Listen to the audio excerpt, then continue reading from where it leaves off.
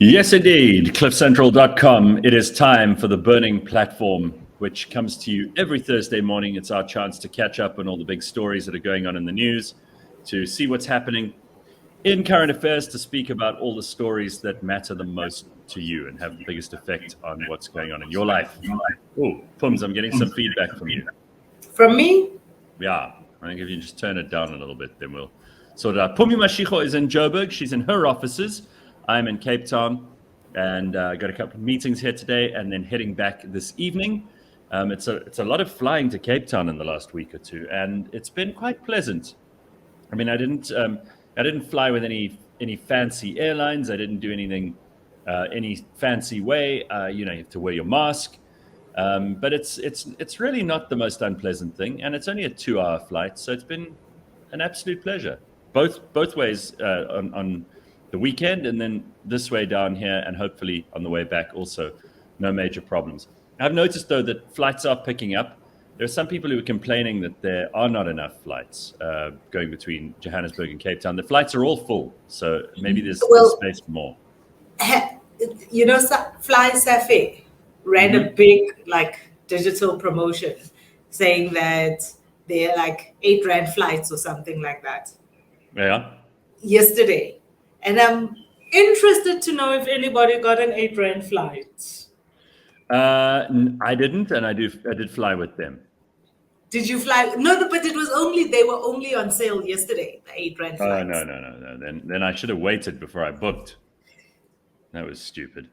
Okay, so a couple of people complaining about the app audio playing different things at the same time. So we'll try and figure that out. But I do want to see if we can get Kanthan on. Kanthan, how's it? Oh, we're hearing very He's strange the one with the feedback. You reckon? I'm going to kick him out and maybe he can come back in. Let's see if we can get him on. Yeah. Kanthan, of course, a returning co-host of the Burning Platform. We haven't seen him in a while. We only get to speak to him now because he has become the parent in charge of dropping the kids at school. You know that. So normally, unless there's school holidays, we can't have Kanthan on, right, Pums? Oh, and we miss him dearly. I miss him dearly. I'm glad he's coming on today because of the stuff that's going on. And also... Well, where do we begin with today's Burning Platform? Let's just start the ball rolling. We've got State Capture Report Part 4. Pums, have you already looked at it? Because I know you're a nerd when it comes to this stuff. Dude, I downloaded it when it came out last week, Thursday, after the show, and started reading it. And because we had a long weekend, I was quite keen that I'm going to read the whole thing finished. But I must say that probably by kind of Saturday, halfway through the day, I had to stop reading it because it was making me feel down. It was making me feel like,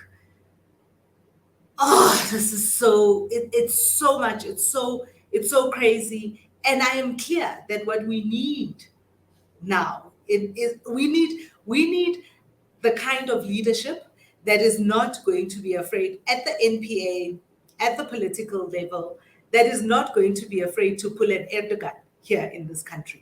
That's what we need now. We need an Erdogan type of kind of cleaning up where... Are you asking for a dictatorship, Pums? No.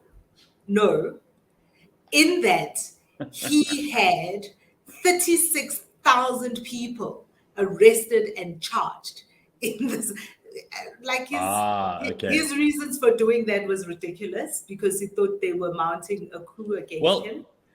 But we need that kind of scale of kind of arresting, charging, and hauling people through the justice system, because the scale at which the institutions of this country have been broken is so deep and far and wide and insidious. That's what we need. We need it at the NPA because they have got to build the cases that stick.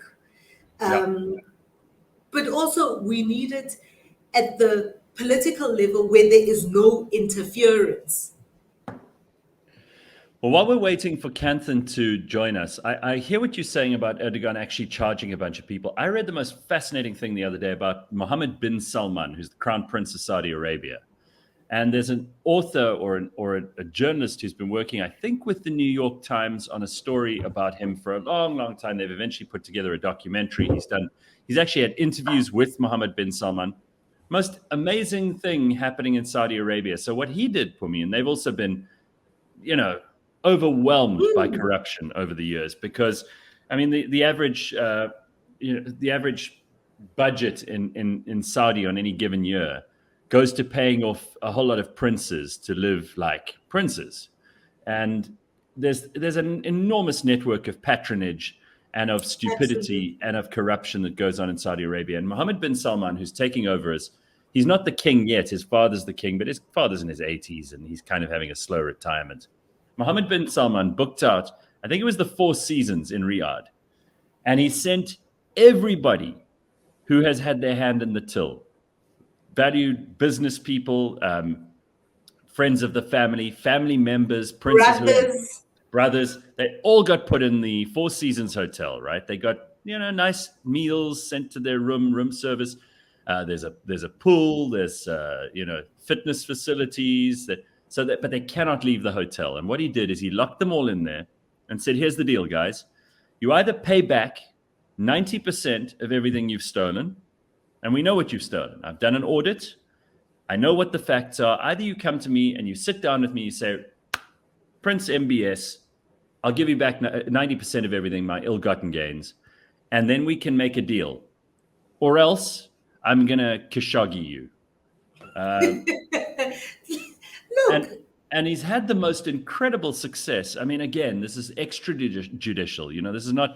This is not a country. This is an absolute monarchy. This is not a country that runs.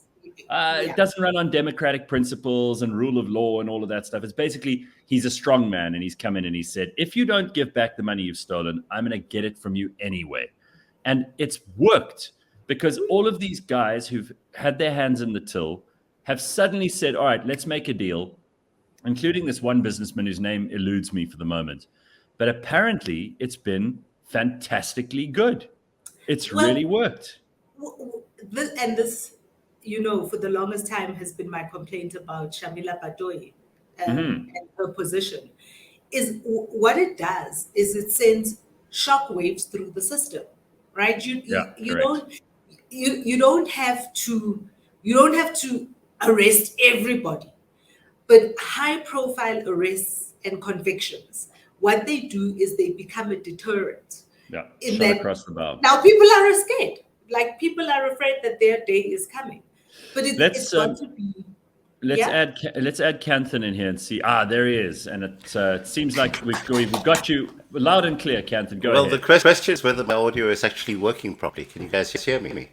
It is. There's a little bit of almost an echo, like a doubling up of it, but otherwise we're good. All right. I have no idea where it went wrong this morning, but I haven't used it for ages. So go. It sounds like you've almost developed a stutter. It's very funny. At least we can hear you. So, Kanthan, welcome back. I don't know if you heard what I said about Mohammed bin Salman and what Pumi was saying about Erdogan in Turkey, and you probably can't believe that you're back here talking to us, and the name Shamila Batohi has come up, and we've still made no progress, even though the last time we spoke to you was months ago. Absolutely right. And we are unlikely to have any progress simply because of the fact that look, I assume that what Shamila Batohi is doing has been working on the assumption that she needs to wait for Zondo to finish. And at the point at which Zondo's reports come out, launch big blitz. Now, I see you shaking your head in disbelief, and I'm all shaking my head in disbelief. But I'm saying that this is possible deniability. So, and from that perspective, that it's got nothing to do with in reality they're up to scratch. Look, here's a way of looking at what the actual answer is, that she is able to find evidence that is to actually convict people. Has thought ever occurred? Yeah, it has occurred to me. What's occurred to me also is that you sound like that's all, folks, from the Looney Tunes. What I'm going to do, Kanthan, I'm just going to I'm going to kick you out, come back in, and let's see if it sorts out the problem, because I don't want you sounding like a cartoon character. It's very hard to take things seriously if why don't that's you... the case. Wait a second. Let's see if we can get him back. Sorry. So what I do agree with what Kanthan is saying is that maybe she's unable to construct cases that will stick, charges that will stick, and cases that will stick. But I think there are precedents to how those things happen. Think back to in New York City when when Giuliani was the state's attorney and the mob was taking over the city, essentially had New York in its grips. Yeah. One of the things that the district attorney, Giuliani, did was they went to a law professor at one of the Ivy League universities, and they essentially brought on board an independent person to help them construct a case that will stick. Now, you know that eventually, I mean, he wasn't caught for kind of being a mob boss, but it was really around the taxes and around his business interests and the fraud happening there that they were able to ensnare them. And what happened, and again, sending shockwaves through the system, is what happened when they started prosecuting those people around those things. What it did was, people ran scared. And there was that high profile murder of somebody who was supposedly in the streets of New York, guys. Do you remember when Hamilton and Ndlovu came to prominence just a little while ago? Because he stupidly went and bought like 16 cars that were all over R1 million. And the way we found out about that was SARS, right? Yeah. So again, SARS, which seems to be the only government department that really does function very, very well and has its shit together, SARS should be the first point of entry for Shamila Batoy and for everyone else in the NPA to make their move. And as you say, Pumi, you can get them on a tax charge. Just lock them up. We don't care what it's for. I mean, there are so many different laws that have been broken by so many people. Some of them, they're not even aware that they are breaking these laws. And that's what Shamila's got. She's got to be able to think a little bit laterally on some of these things. It's not going to be as straightforward because Zondo said this or somebody came and said this and that. We have got to find a way where we're thinking creatively around what needs to happen, so that the end result is what people need to see to understand that there is still a rule of law in this country. Well, while we're waiting for Kanthan, I want to talk to you about the judicial situation in South Africa. There's this huge Supreme Court case in America, but in our own courts, we've now got a Chief Justice in Chief Justice Zondo, who was the former Deputy Chief Justice, and they're going to make Judge Maya, who I said I was really impressed by, during the hearings at the JSC. She really was a very formidable and I thought extremely strong candidate for Chief Justice. It turns out they're looking at her for Deputy Chief Justice, which would be a very good move, don't you think?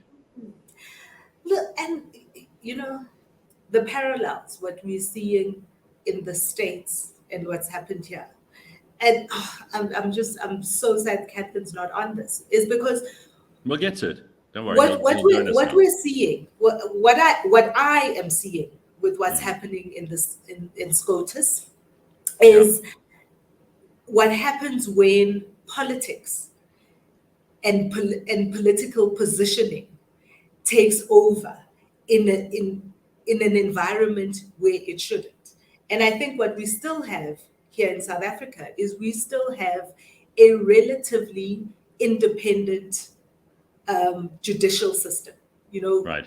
There's some murmurings of some people who, and it's one of the places where I think the cancer that has been the ANC's mayhem hasn't gotten there yet, but almost everywhere else. And this is what you see when you read the Zondo reports, is you see how much the tentacles of the governing party have gotten into, they've gotten in the way of things happening in this country, and we're still lucky that part of our system has been hedged Well, more or less. I mean, we had our misgivings about poor old Mogoeng when he first came in, and there's still people who thought that he wasn't necessarily the best Chief Justice, but he ended up at least doing a few heroic things for the independence of the judiciary.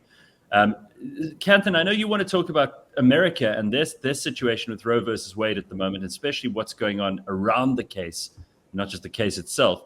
But do you have any comments on the state capture report, part 4, which has been published, Judge Zondo's work, the fact that he's now our Chief Justice, the fact that Judge Maya, who was so impressive at the Judicial Service Commission hearings, is likely to be our Deputy Chief Justice? Any comments on any of that? Look, the only thing that comes to mind in terms of going through, and I've only done a preliminary reading so far, guys, so just bear with me here, but I note with interest that there's hardly, I don't see any reference made to the part played by McKinsey. So it looks like they've actually been allowed to exit this entire thing scot-free. And carry on. How is that possible? Because I have to ask you, McKinsey's hands are filthy. And McKinsey, absolutely, yes. All over the world, it seems that all these people do is get paid a huge amount of money by governments to involve themselves in some of the most corrupt activities. And what I'm obviously saying with great care and thought, because this is a powerful corporation that will sue if they believe that's not true. They won't sue because in South Africa, their hands are so deep into the till and they're so dirty that they've actually been trying behind the scenes to exit quietly from the stage left without anyone noticing. Kanthan, it's not possible for them to do that, though, is it? Everybody already knows how dirty they are. Yes, but Zondo clearly thinks otherwise, and so that's part of the issue that I have. The second part of the problem that I have with the Zondo report is that there is nothing that in any way fingers our president. Because remember, he was sitting at the right hand of Jacob Zuma for the entire time, and we don't see anything that actually puts him in the hot seat at any level. So these are the two issues that I have off the top of my head. Okay. This is why I say when you go back to the question of does Shamila Batoy possibly not have any grounds on which to actually go after people based on Zondo? And I think the answer to that is yes, because of the fact that she's not able to do anything without in some way incriminating the current crop of leadership. Yeah. Oh, Kanthan, but everything currently, whether it is mainstream media, whether it's political analysts, everything currently is constructed around protecting and treating with kid gloves our president. Everything. Nobody criticizes the man, right? People were shocked that when he arrived at the May Day celebrations in Rustenburg, he was booed off the stage. I was like, yeah, that's how people are feeling, and they don't care. But that was hardly made the news. I mean, it was like a two-second clip, if any, and then quickly moved on. Yeah, embarrassing, right? I mean, this shows you how far we've come. I don't think I can remember an occasion where an ANC president, at May Day in particular, it happened to Jacob Zuma. Booed off the stage? No. It happened to Jacob Zuma. Really? He wasn't booed off the stage. Jacob Zuma did not run. Jacob Zuma stood his ground and just simply got his goons to get everyone together. But, Cyril goes running off and then he apologizes. Yeah, well, he tried to make and he promises to make things right. I saw him try to kind of sidestep this whole thing by saying, the people are upset and we hear the complaints of workers. And I've got to say, it's a stupid move for Cyril Ramaphosa, particularly in a place like Rustenburg, where the memory of Marikana is so fresh in people's minds. It's time. I think it's time that we let go of Workers' Day. We have very few people who are workers left in our country. That's a good idea. The unemployment rate is so high. There's so many people. We turn it into unemployment day, and we use it as a day to try and find people jobs.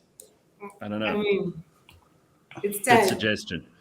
All right, so let's stick around with South Africa for just a little bit longer, because there are a couple of other stories, and then I know, Kanthan, you're just itching to get onto the Ukraine. You want to talk about America. So we'll do that in a second.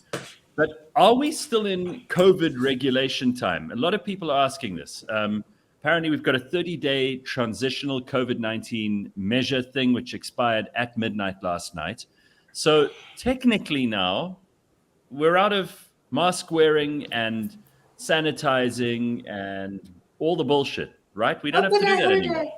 I heard an announcement by our health minister that there is an extension to the period of consultation, I think, till the 5th of July. Yes, there was a renewal of the mask mandate, as I understand. Yeah.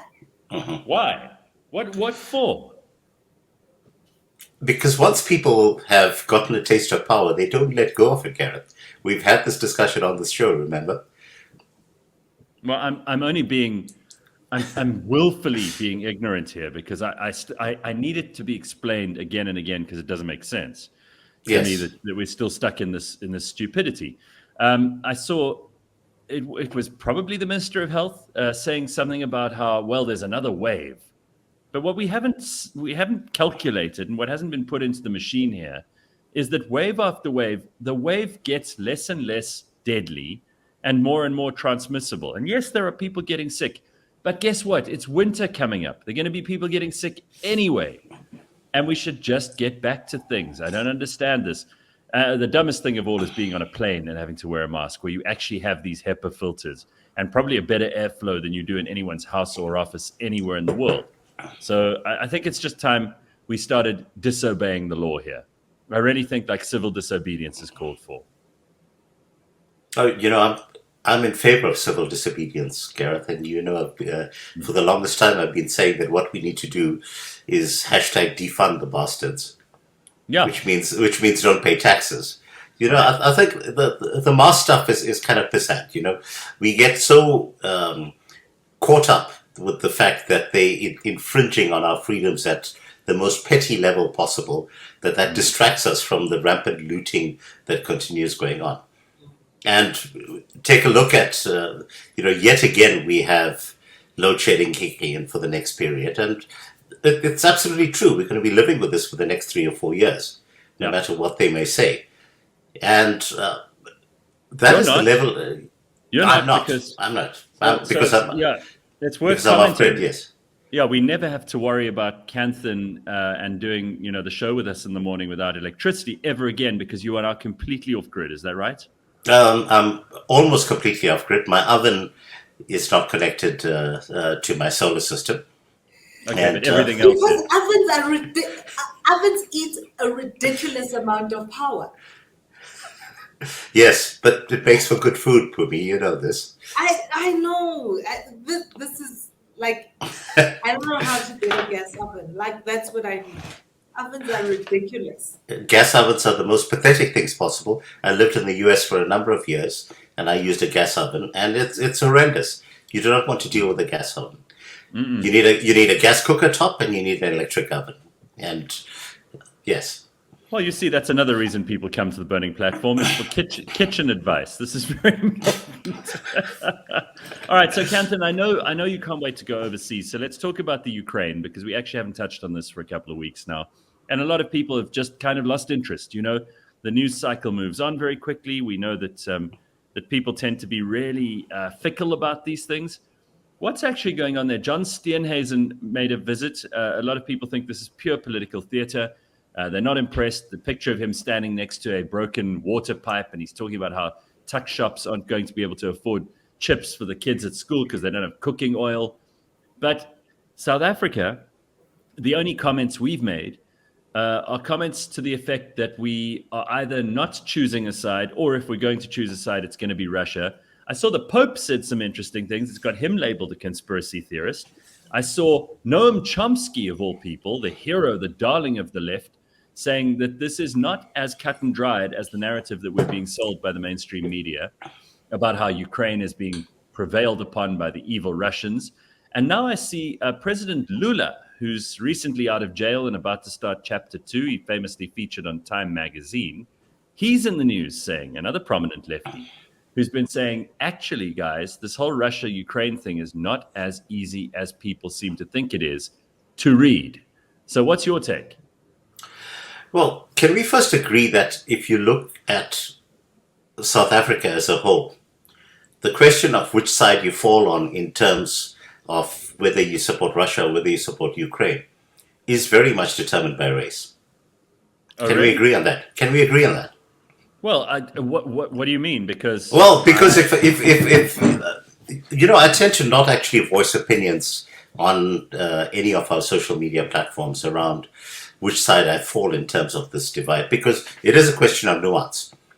But if you look in terms of the narrative that gets put out primarily by white commentators, and so let's put Peter Bruce at the top of that pile, and he's very much Team Ukraine, and Okay. and then take a look at Saint Letze, who on a regular basis tweets footage of from the Russian side, and he's very clearly Team Russia, and go through social media and take a look at it, and you'll find that overwhelmingly the people who are coming out in support of the Ukrainian side tend to be your white commentators. Okay. And so that's an observation, and I'm just putting it out there. And Sure. clearly, there's no scientific study that goes behind this, but it cuts to the chase of something that I've been trying to say for the longest time, that the Ukraine conflict now has become probably the single most divisive issue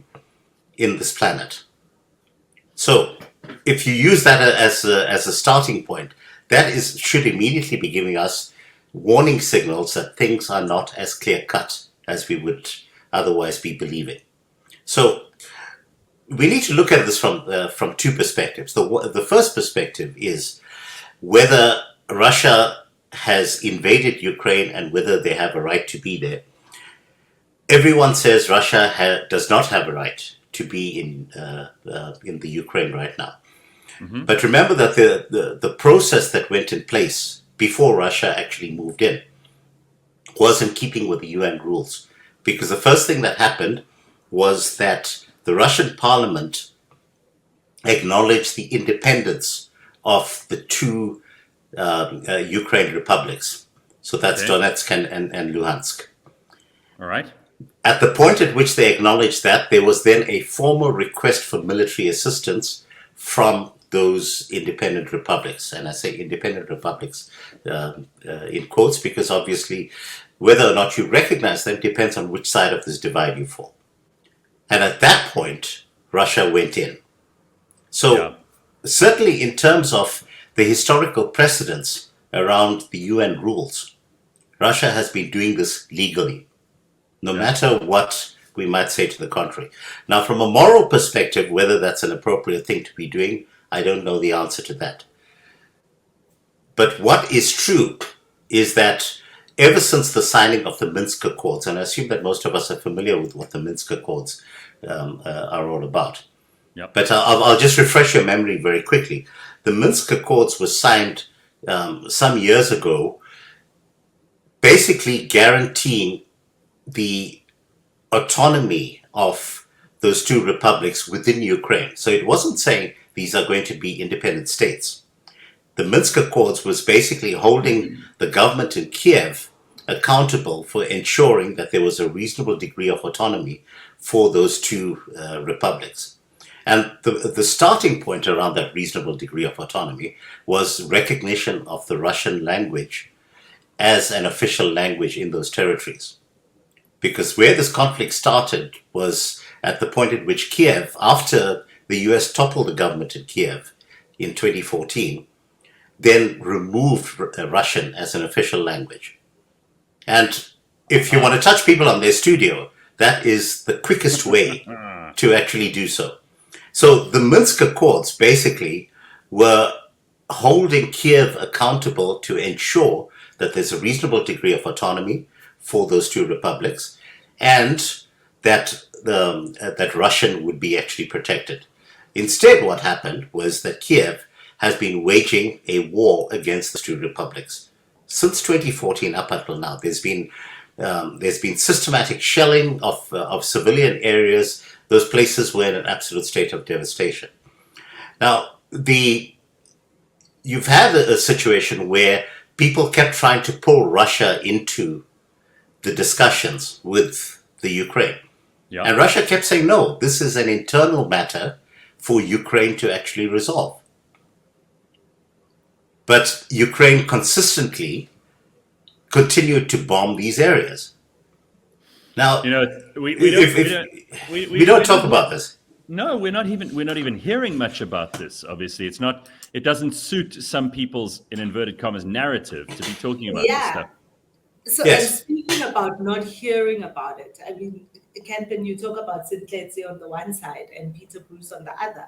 One of the things that has also become glaringly obvious in this particular conflict is how much of a role state-controlled media plays. So where we sit, we have almost no way of knowing exactly what is happening on the ground, because depending on what media you're looking at. What do you mean, Pumi? We've got John Steenhuisen wandering around the Ukraine as our fact-finding mission continues. No, absolutely. And again, even his fact-finding mission as he's walking around top billing style in Kiev and other parts of the things that he is saying and the views that he is giving us simply mirror exactly what Kanthan is talking about. So we have no way of knowing what the truth may even look like. And we hear on the one side that Russia is being devastated left, right, and center. We hear on the other side that Kiev is being devastated. But in reality, what we don't know is we don't know what the intentions of any of the special military exercises that are being exercised by Russia are. You know, does he really want to? Does he want to get to Kiev? Does he want to take over Kiev? Is he just creating havoc in that country? Because one thing we do know for sure is that where the Ukraine is now is their economy has been devastated, and havoc has been wreaked on that country. If you look at the number of people who have left Kiev, even if Russia were to withdraw now, how long would it take them to rebuild their economy and rebuild industry in that country for them to be, a viable country and an aggressor to the two regions of Luhansk and Donetsk. So can I ask both of you, let me ask both of you, to whose advantage is it to keep this going? If the conflict continues, who scores? Is it more to Putin's advantage and Russia's advantage, or to NATO and the Ukraine if it continues to be pressed? Well, I'll tell you how it ends.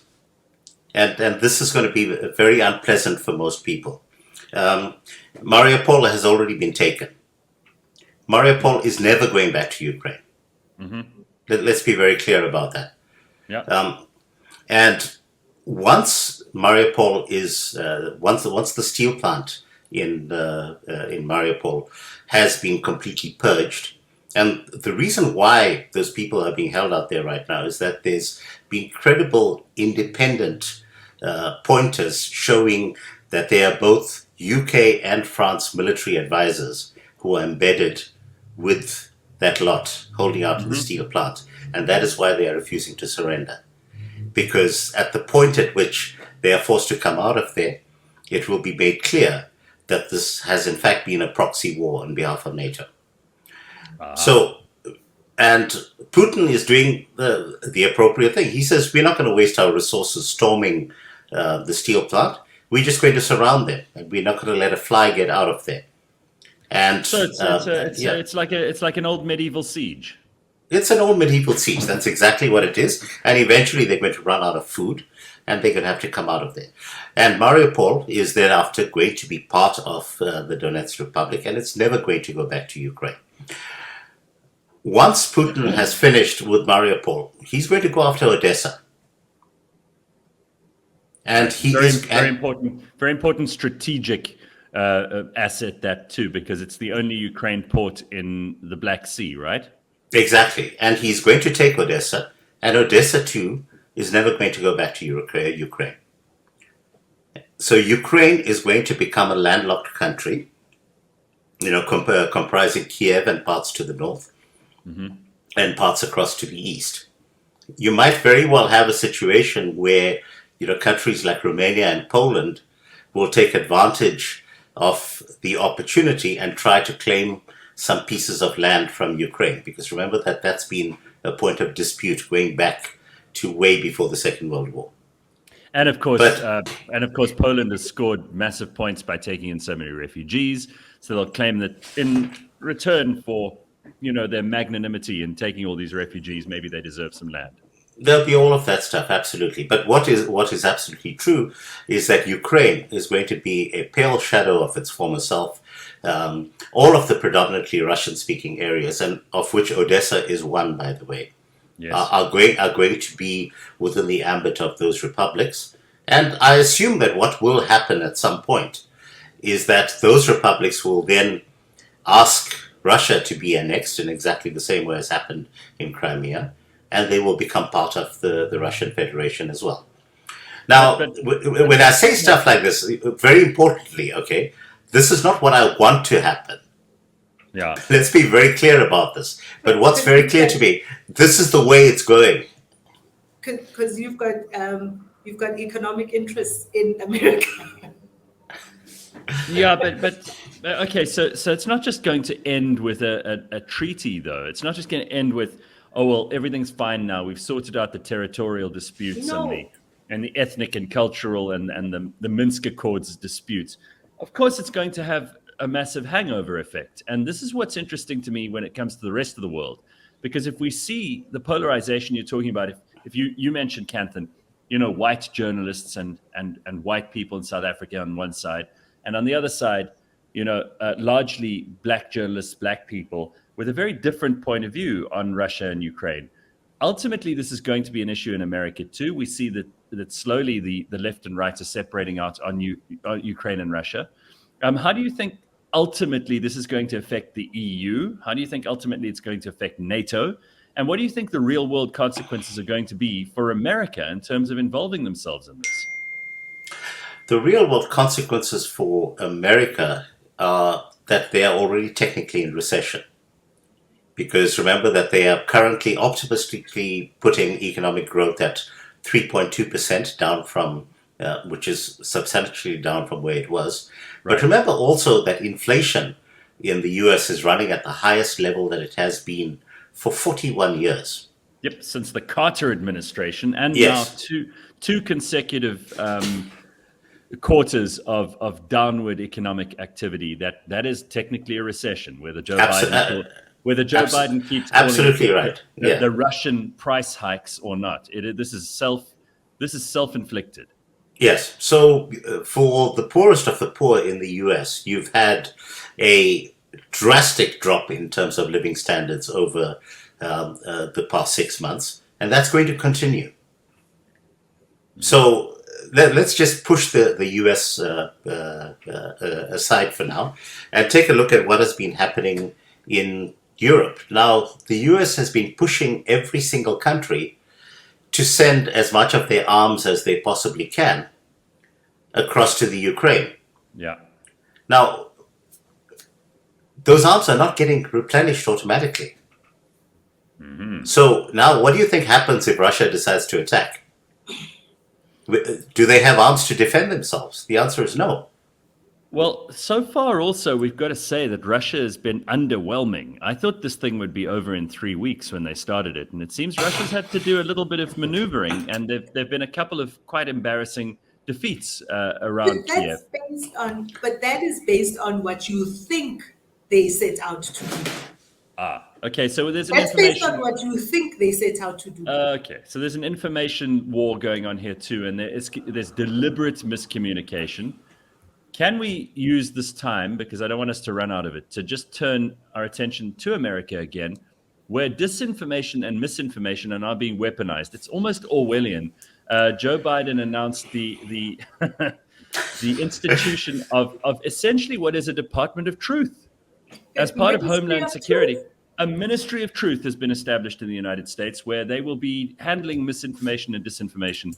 This is a very scary idea, and people use the term Orwellian, in my opinion, far too much. But this, if anything, in the last 20 years can be described as Orwellian. This is it.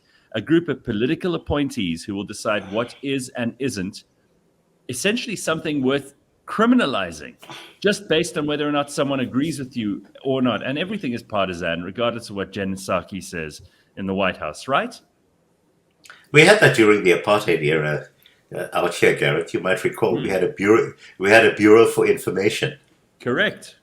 And that was exactly what its role was. It was everything before it got put out into the media, it had to be vetted by the Bureau for Information.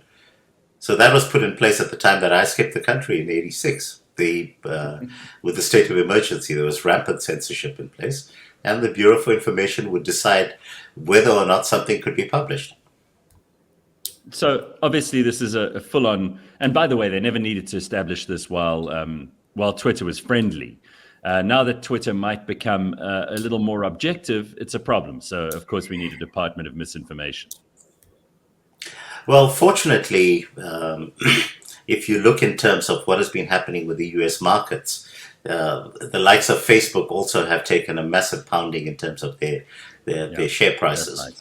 So the ability to actually weaponize these platforms, given that they are performing as poorly as they are right now, is actually going to be quite diminished. But you see, the more interesting thing for me is that if you look in terms of this leak that took place purportedly from the US Supreme Court around, and the leak really is not because, look, I think all of us are aware that when you have decisions that get taken by a bench of judges, whether it's our full bench out here or the Supreme Court of Appeal or going all the way to the Constitutional Court, you'll generally have a person who will come up with an opinion that is meant to sway the majority of people, and then you'd also have another person who will come up with minority opinions, and these are never set in stone. So, and in the case of the US, you'll generally have a scenario where the most extreme person will come up with a particular viewpoint, and then it goes through a process of actually getting hammered into shape, and eventually you'll end up with a consensus. Or if you don't end up with a consensus, then you'll have a majority view and a minority view. So the situation that we have right now, and I made this point a couple of days ago when this leak came out, that the Democrats did not have an issue on which to hang the forthcoming midterm elections. And so suddenly what happens is you have a leak of an opinion, and the narrative for the next months is that if you do not stand up against the Republicans, your reproductive rights are going to go. Convenient. And it really is as simple as that in terms of what's happening right now. So the question of whether Roe versus Wade is under threat or not, I think, is peripheral to the issue. We have not yet seen what decision is going to come out from that court. That's such an interesting point. I mean, if the Democrats, this is their silver bullet, right? This is the opportunity that they haven't had up to now. They've got no good news. There's no story to tell. And now suddenly they've got a reason that their base will get really fired up, and it has to be Roe v. Wade. Well, absolutely. But I think that they actually misunderstand the extent to which this is likely to be an issue of significance for the majority of voters, given the overall decline in standards of living, the overall plummeting of real incomes, the soaring price of fuel at the petrol pumps. I think that those are going to be the bread and butter issues that are going to sway this election, rather than Roe versus Wade. I think that What do you say, Pumi? Sorry, she was going to say something and I interrupted. I think one of the things that we're also kind of not paying enough attention to is we spoke about this, Kanthan. That's why I'm so glad you're here today. With the outcome of the last election in the US, that what you're also seeing is you're seeing an overall kind of decline of the way that the world also views America and its democracy and who they are and their standing in the world. And this is when you look at how NATO and Russia is going for them, when you look at how they essentially their stagflation, when you look at the standard of living for most Americans, all of that stuff is the dying of an empire. And I wonder if we should look at it as many people before us have. Is it because of their ill-fated Afghanistani campaign? I don't know. I mean, it's also, Gore Vidal predicted the fall of the American empire back in the 60s and 70s. But I will say, and I want to hear what you two think of this, that this is also the decline and fall of the last couple of years of the Democratic Party and all of their ideals coming crashing down. I mean, this is where, as I said earlier this morning, reality and narrative meet. And unfortunately, reality always wins. There are plenty of things that are going on at the moment that are just outside of the control of America's political elite. And they don't like that. And unfortunately for them, the average American is seeing it that way too, which is why they're going to be shellacked at the polls. I mean, don't you agree about that, Pums? Well, and again, what happens in America, and this is why the Democrats, historically, they do well when they can get people out to vote, is because they don't vote. They have a very similar situation to what we have here, where people just don't show up to vote. When they think everything is kind of fine, they don't show up to vote. And the people who do show up to vote, you say the average American, but it is, America's conservative side comes out to vote far more often than the Democrats or the liberal side. Well, I don't know. I mean, Barack Obama managed to get the biggest voter turnout in history. I mean, somehow Joe Biden improved on that in the last election, maybe just because people really hated Donald Trump. But they are getting their just desserts now. I mean, Kanthan, what would your comment be on that? The Democrats are seeing the floor fall out under them. Joe Biden's approval ratings are the lowest of any president in recorded history at the moment. You see, the more crucial question is who else do they have that is able to step into that spotlight and become the next Democrat contender for president? And it's going to be almost impossible for them to come up with someone appropriate, because remember that what the Democrats have done in the last election is that they actually smacked down every single person who might actually have done something reasonable in terms of their party. And Bernie Sanders was the single biggest example of that. Yeah. If anything, right now, the best thing that the Democrats could do is to actually go for the likes of Bernie Sanders. My personal favorite would have been Tulsi Gabbard, but they insisted on pushing her out simply because she wasn't in favor of doing the entire military intervention in other countries thing, because of the fact that she's actually served in the military, still serves in the military for that matter. So, but it also highlights a worldwide failing of the left. There are just no new ideas on that side of the political spectrum. Yep. There are no new ideas. There are no charismatic leaders, not just in America, all over the world. There are no charismatic leaders. There are no new ideas, and they really are not giving any solutions to the problems that we are all facing every day. Well, let's go back to Europe very briefly, because now you've got a situation where Biden is trying to persuade Finland and Sweden to sign up for NATO. And I think this is an extremely stupid thing to do. Because when Putin has drawn his red line and he said, I do not want a further extension of NATO up onto my borders. And rest assured, And this is why the Pope's utterances have been viewed kind of askance, because that's what he's saying. He's just saying, guys, this man is telling us to get our nose out from his face. And yet there's still this kind of push that's happening at NATO, where they keep kind of pushing the envelope, pushing their luck. Well, he said absolutely right. And the case of Finland, I wrote a fairly detailed history fairly recently that went into the relationship between Finland and Russia. And remember that Finland fought on the side of the Nazis in World War II, which is why they ended up losing a significant amount of chunk to Russia in the first place. Yeah. Now, if you have this, so remember Putin's two main goals that he's been talking about with regard to the Ukraine. He's been talking about demilitarization, which means that he's pretty much taking out every single military facility that he can. Mm-hmm. So the supply lines, for example, in the West that have allowed the shipment of arms to come in from Europe into the Ukraine, he's been bombing those and taking them out. Yes. So it doesn't matter now the extent to which the rest of NATO is able to get arms into Ukraine. The arms mean absolutely nothing if you don't have fuel that's able to actually, if you can't fuel the tanks, if you can't fuel the jeeps, if you can't actually transport the weapons to where you want them to be, and more importantly, if you don't have food to be able to feed the troops that are going out there.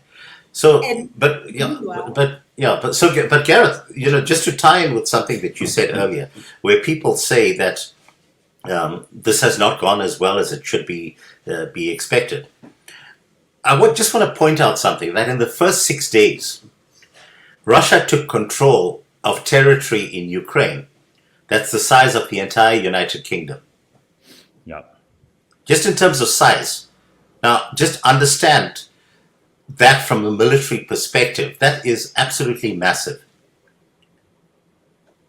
All right. So, So look, I mean, I also understand that not everything that we're being told is necessarily true. There's an angle to all of this, depending on where you're getting your news.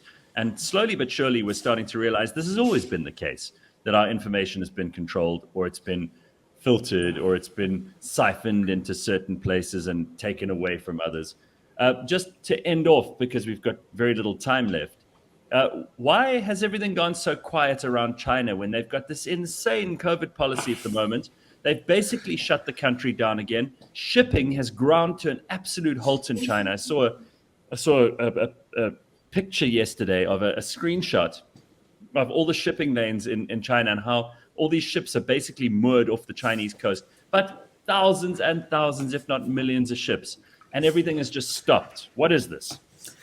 I wrote a piece fairly recently that I essentially started a conspiracy theory. And my theory is that shutting down Shanghai is an excuse to put a chokehold onto the economies of the West. Because remember that Shanghai effectively is the factory for the entire West. And by putting in bottlenecks out there, you're actually putting a stranglehold on the US economy, particularly in terms of the tech stocks.